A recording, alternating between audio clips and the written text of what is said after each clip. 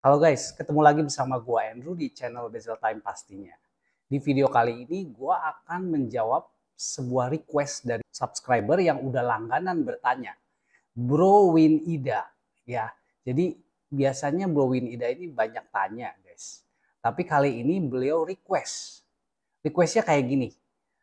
Tolong bikin konten jam favorit lo dan bahas jam apa aja yang lagi lo incar. Ya, ini menjadi ide yang menarik buat video gue ini. Makasih banyak ya buat ide kontennya. Tapi sorry banget, gue juga sangat udah lama itu nggak buat video gitu ya. Jadi sempat ke pending lama nih requestnya ya. Oke, jadi sebetulnya jam yang favorit itu dan jam yang gue incar itu banyak sebetulnya guys. Tapi di video ini gue akan batasin masing-masing sampai 5 aja supaya nggak kepanjangan. Jadi total ada 10 jam yang akan gue bahas ya. Pertama adalah jam-jam yang favorit, itu jam yang gue belum punya guys. Ada juga yang gue udah punya ya. Tapi kalau jam yang gue incer itu kemungkinan besar akan gue beli. Kembali ke jam yang favorit, ya gue akan bahas jam-jam yang ada di pasaran Indonesia ya, supaya lebih kebayang gitu dan lebih real gitu ya, kan ada harganya bisa dilihat gitu ya. Jadi yang pertama jam favorit gue adalah Christopher Ward Bell Canto. Waduh, ini uh, memang masih jarang sih di Indonesia, tapi udah mulai ada yang jual guys. Kalau di luar negeri sih ini jamnya sangat favorit ya untuk di kalangan para watch enthusiast, yaitu ada komplikasi chime ya, yang bisa berdenting setiap 1 jam. Yang tepat itu pada menit 0 itu dia bunyi ting gitu ya. Itu komplikasi chime yang termurah yang ada guys. Biasanya kan adanya di jam-jam high orologi ya. Kayak Patek Philippe gitu, Vacheron Constantan dan yang lain-lain gitu.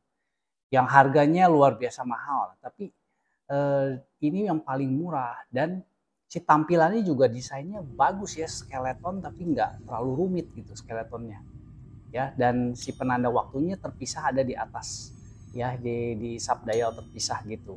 Pokoknya keren banget lah. Tapi dengan harga sekian gitu ya sekarang gitu, apakah akan gue beli? Gue pikir enggak sih guys ya. 90 juta atau 80 juta gitu terlalu mahal buat gue, overrated. Jadi ini lebih dari retail harganya karena memang di luar negeri sana luar biasa digemari. Masih banyak jam-jam unik lainnya yang jauh lebih murah tapi nggak kalah keren juga, keren-keren juga walaupun nggak ada komplikasi chime-nya. Oke, yang nomor 2 yang paling favorit juga adalah Zenith El Primero. Nah, kenapa ini jam ini? Karena menurut sejarah ini adalah salah satu jam tangan automatic chronograph pertama di samping Seiko dan Tag Heuer berserta CS-nya. Jadi Tag Heuer punya ambisi menciptakan automatic chronograph yang pertama tapi nggak sanggup bekerja sendirian.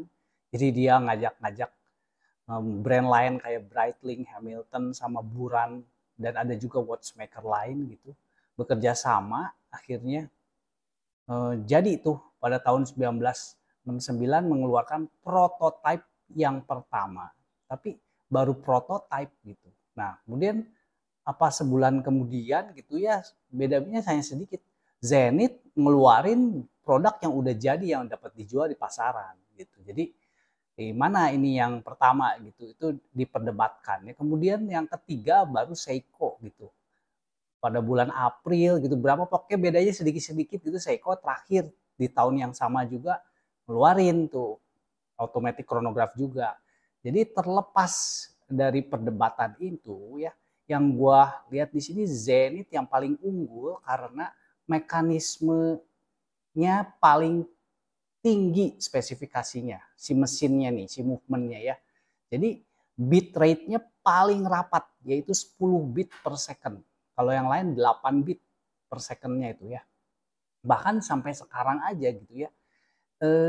Setahu gue nggak ada tuh yang automatic chronograph yang 10 bit per second gitu. Jadi legendaris sekali dari sejak zaman dulu sampai zaman sekarang, movement ini diproduksi terus tapi nggak diubah-ubah guys. tetap begitu, tapi tetap aja spesifikasinya masih boleh dikata yang paling tinggi. Nggak ada yang lebih high end lagi untuk automatic chronograph setahu gue ya, yang umum gitu. Ya nggak tahu sih kalau misalnya memang ada gitu yang lain, coba tulis di kolom komentar ya movement apa gitu. Makanya Rolex juga mengambil movement ini menjadi movementnya Rolex Daytona ketika tahun 2000 ke bawah. Ya, karena waktu itu kan Rolex belum bisa tuh bikin movement automatic chronograph sendiri gitu. Makanya dia ambil movementnya Zenith gitu buat dimasukin ke Rolex gitu, kan luar biasa sekali ya. Berarti kan Rolex juga memilih movement ini sebagai movement yang dianggap terbaik untuk diadopsi oleh Rolex gitu. Padahal waktu itu Rolex malah memodifikasi movement itu menjadi 8 beat per second rate-nya. Malah turun spesifikasinya guys. Jadi gue pilih jam ini sebagai yang favorit karena nomor satu movementnya guys. Kecanggihannya dan juga ada sejarahnya yang kuat guys ya. Nah sedangkan modelnya ada banyak guys. Juga keren-keren, bagus-bagus gitu. Tapi yang autentiknya itu yang Panda Dial tadi ya guys. Nah apakah gue akan beli? Mungkin aja sih. Tapi gue juga nggak tahu kapan lah. Karena lumayan harganya guys ya. Oke guys, yang ketiga itu adalah Tag Heuer Monaco yang sangat ikonik ya. Jadi ini termasuk dari 5 chronograph yang ada yang paling ikonik ya. Yang pertama Rolex Daytona, kedua Omega Speedmaster, ketiga Breitling Navy Timer, keempat yang Zenith El Primero tadi, dan kelima yang Tag Heuer Monaco ini. Nah, kalau Rolex sama Omega udah bosen lah ya, jadi gue nggak masukin ke pembahasan. Terus Breitling juga sebenarnya gue juga suka guys ya, tapi gue lebih memilih Tag Heuer karena bentuknya lebih beda sendiri guys ya. Dia ikonnya itu kotak gitu ya bentuknya, dan ini dipakai kan sama Steve McQueen ya. Jadi pembalap dan aktor yang legendaris. Makanya dia menurut gue lebih ikonik daripada Zenith El Primero tadi ya guys. Jadi kalau jam ini gue favorit karena lebih ke ikonnya. Sedangkan movementnya itu pakai kaliber 11 yang adalah saingan movement Zenith tadi guys. Ya cuma kalah karena ini udah ya yang bikinnya kan bukan Tag Heuer doang. Dia kan ada Breitling, Hamilton, sama Buran, sama ada watchmaker lain. Jadi ambisinya ambisi Tag Heuer tapi yang bikinnya banyakan gitu. Terus movement rate-nya juga cuma 8 bit per second. Jadi teknologinya nggak secanggih yang Zenith tadi. Jadi ini lebih ke ikonnya gue pilih ya. Apa gue akan beli? Ya mungkin aja sih. Ya kalau nggak Monaco yang ini ya Zenith tadi lah, salah satu aja. Berikutnya yang keempat, gue juga favorit sama jam Tag Heuer lagi guys. Ya ini Tag Heuer Carrera Skeleton Red Bull Formula One Limited Edition. Ya, jamnya sudah discontinue sebetulnya guys. Paling kalau mau cari yang bekas ya. Ini murni gue suka karena desainnya ya, dialnya, skeletonnya. Wah, kalau menurut gue sih skeleton yang pakai Arabic number gini, yang marker-markernya kan angka-angka semua, ini keren banget guys. Bener-bener sporty banget. Dan yang kedua gue juga suka movementnya guys. Movement ini in-house 100% ya. Kalau kaliber 11 tadi yang Monaco kan bukan in-house 100% ya. Tapi kalau yang ini benar-benar Tag Heuer yang buat, si akurasinya itu sama mirip dengan Rolex sama Omega guys. Kalau ada orang yang pernah pakai, dia bisa bilang begitu guys ya. Jadi akurasinya mantep banget, mirip Rolex Omega. Terus tapi power reserve-nya lebih panjang daripada Rolex Omega. Ya. Bahkan Zenith tadi juga 70 jam guys kalau power reserve-nya. Jadi ini menang guys. Power reserve-nya luar biasa kalau Tag Heuer tuh. Ya, terus harganya lebih murah daripada Rolex Omega guys. Ya, jadi modelnya juga lebih keren daripada Rolex Omega. Kalau buat gua ini wah keren banget ya. Jadi karena desainnya juga karena movementnya. Tapi apakah gue akan beli? Enggak guys, sayangnya. Kenapa? Karena ukurannya kebesaran. Oke, sekarang yang terakhir, yang kelima yang akan gue bahas di jam favorit gue adalah Grand Seiko Spring Drive Movement. Nah, ini secara umum sebetulnya ya desain-desainnya gue nggak suka guys. Karena dia kuatnya di dress watch. Ya sedangkan gue nggak, paling kurang demen tuh dress watch sebetulnya gitu. Jadi makanya gue akan pilih yang sport GMT ya guys. Jadi si ikonnya sih tidak ikonik gitu. Jadi bener-bener karena movementnya tuh spring drive. Kalau pilih Grand Seiko jangan pilih movement quartz atau mechanical menurut gue ya. Kenapa nggak spring drive? Karena itu yang paling ciri khasnya guys. Tidak ada di jam lain. Mau Patek Philippe yang harganya miliaran juga nggak ada spring drive guys. Ya mau Richard Mille juga nggak punya spring drive gitu. Terus kenapa spring drive ya? Karena pertama dia itu mechanical tanpa baterai, tapi akurasinya seperti jam quartz yang pakai baterai. Jadi hybrid, dia kelebihan antara mechanical dan quartz disatukan menjadi spring drive gitu ya. Mekanismenya ada manual winding, ada juga otomatis. Jadi benar-benar kayak jam mekanik ya guys, tidak pakai baterai, bisa diputer, ada yang pakai rotor, pakai mechanical automatic. Tapi akurasinya seperti jam quartz. Coba bisa bayangin, nggak ada jam lain yang bisa begitu guys ya. Jadi pertama itu, kedua finishingnya Zaratsu polish ya. Jadi Zaratsu polish ini bukan finishing yang paling bagus sih sebenarnya. Ya, ini kan asalnya dari Jerman dulunya. Diadopsi sama Jepang, jadi dinamain Zaratsu polish. Jadi kalau yang high end tuh jam-jam Swiss atau jam Jerman yang betul-betul high horologi, ya, polisinya sama dengan ini guys. Sama bagusnya gitu ya. Nah, tapi karena ada spring drive tadi juga gitu. Jadi wah ini wajib nih ya dimiliki guys ya. Jadi apakah gue akan beli?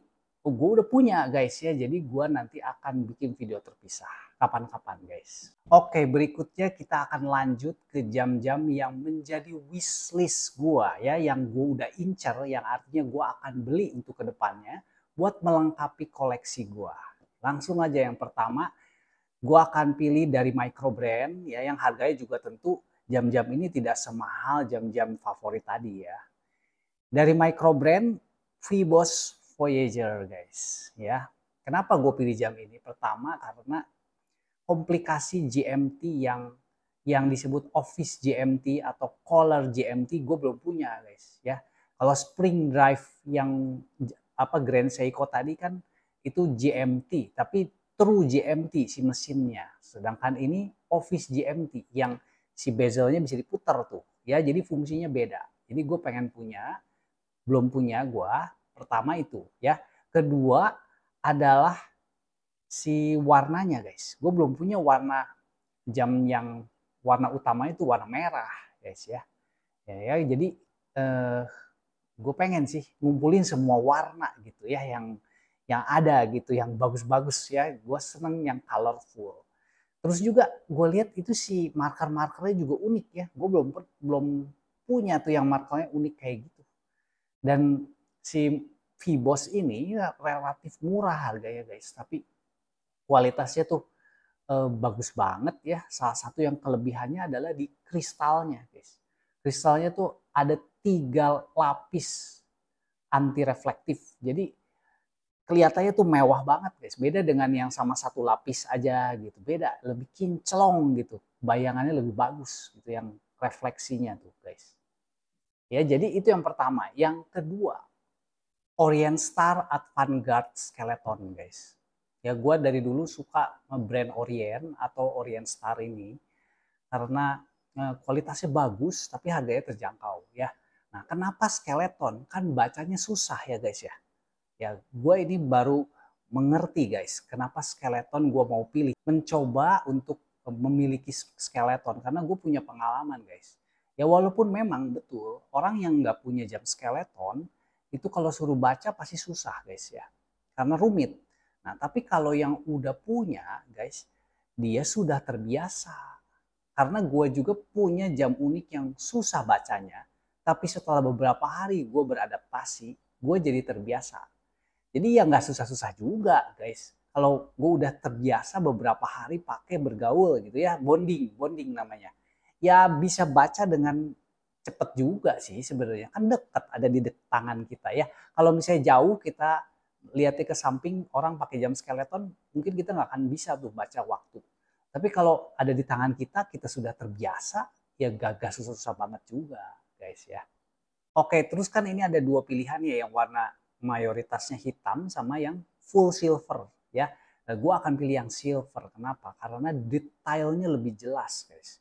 Kita lihat di antara logo Orient itu ya, dia ada bolong-bolong ya, garis-garis bolong-bolong itu lebih jelas kalau di yang dial silver. Kalau di yang hitam ada bolong-bolongnya tapi kurang bisa dinikmati dengan jelas ya.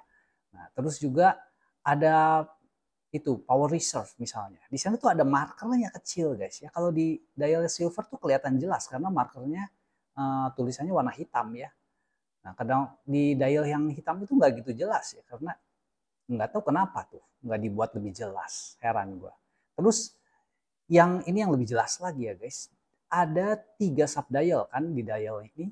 Nah, itu kalau yang warna silver dia di finishing polish gitu. Jadi indah banget kelihatannya. Kalau yang hitam itu tidak polish, dia biasanya flat gitu.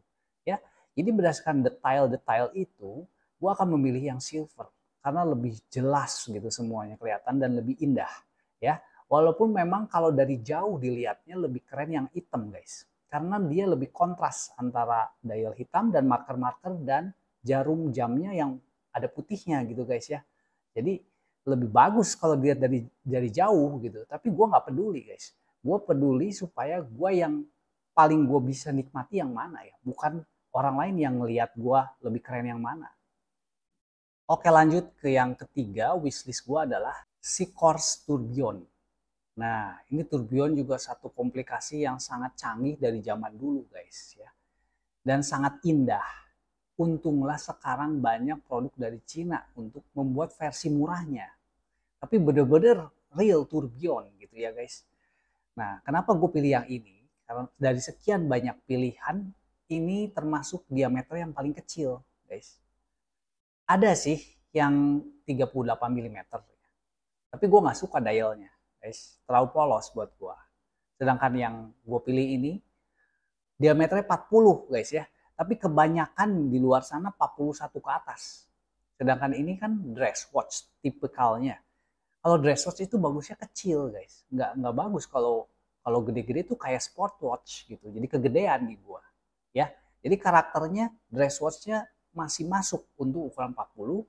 Kemudian di dalamnya juga ada indikator power reserve. Itu salah satu komplikasi yang paling favorit. Terus juga ada fitur 24 jam berupa Moon and Sun. Jadi bagus tuh ya, gue belum punya Moon and Sun tuh. Terus ada power reserve, terus tangga walaupun udah biasa ya sangat diperlukan. Ya, jadi gue suka guys. Berikutnya yang keempat, gue akan beli jam mereknya Ageloser. Ya ini Ageloser Volcano namanya. Jam unik yang betul-betul unik banget ya, bukan hanya dari penampilannya tapi dari mekanisme movementnya guys. Kita lihat di sini ada 3 poros yang berbeda untuk menunjukkan waktu. Kalau pada umumnya kan jam-jam umumnya kan porosnya di tengah guys. Jarum jam, jarum menit, dan detiknya ada di satu poros yang sama. Nah kalau ini 3 poros yang berbeda menunjukkan jam, menit, dan detiknya guys. Jadi luar biasa sih guys kalau menurut gua. Dari tampilannya juga gue suka ya, dari dimensinya juga bagus. Si cara bacanya juga jadi kita punya pengalaman guys, nggak seperti yang umum-umum aja. Dan yang terakhir, yang kelima, ini gue pilih jam Siga Design Gilding Planet yang dapat penghargaan tertinggi horologi guys. Nah ini gue suka tuh gara-gara materialnya guys. Jadi full seramik guys. Wah seramik itu nggak bisa baret guys. Kecuali kalau dia jatuh bisa pecah gitu aja ya. Tapi nggak bisa baret guys, bayangkan. Terus si dialnya juga yang gambar pulau-pulaunya itu dari emas guys. Walaupun lapis emas, tapi nggak akan pudar guys. Karena dia ada di dalam kristal ya. Jadi nggak masalah gitu walaupun dilapis emas. Yang penting kelihatan dari luarnya mewah banget. Beneran emas gitu guys ya. Nah ini dapat penghargaan GPHG ya, yang horologi yang tertinggi di dunia. Sebetulnya tadi ada informasi yang ketinggalan guys. Sama juga seperti Christopher Ward Bell Canto yang pertama gue bahas tadi juga dapat penghargaan GPHG ini guys. Jadi ini keren aja gitu kalau gue punya 1 jam yang dapat penghargaan tertinggi di dunia gitu ya. Wah, ini luar biasa guys. Nah, terus cara bacanya juga ini unik juga ya. Walaupun tidak ada 3 poros seperti yang jam Ageloser Volcano tadi, ini porosnya satu aja di tengah seperti jam pada umumnya. Tapi kalau jam pada umumnya kan ada jarum menit, jarum detik, ada 2, misalnya ada 3 ya.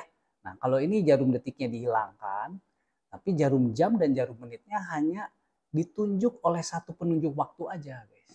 Jadi ini juga mempunyai dimodifikasi sedemikian rupa sih, tapi porosnya tetap satu gitu ya. Nah ini juga menciptakan pengalaman baca waktu yang luar biasa sih kalau menurut gua. Oke, sekian aja video dari gua guys. Sorry kalau videonya kepanjangan ya. Silahkan like, subscribe, dan komen di bawah ya guys. Sampai ketemu lagi di video-video gua berikutnya. Bye.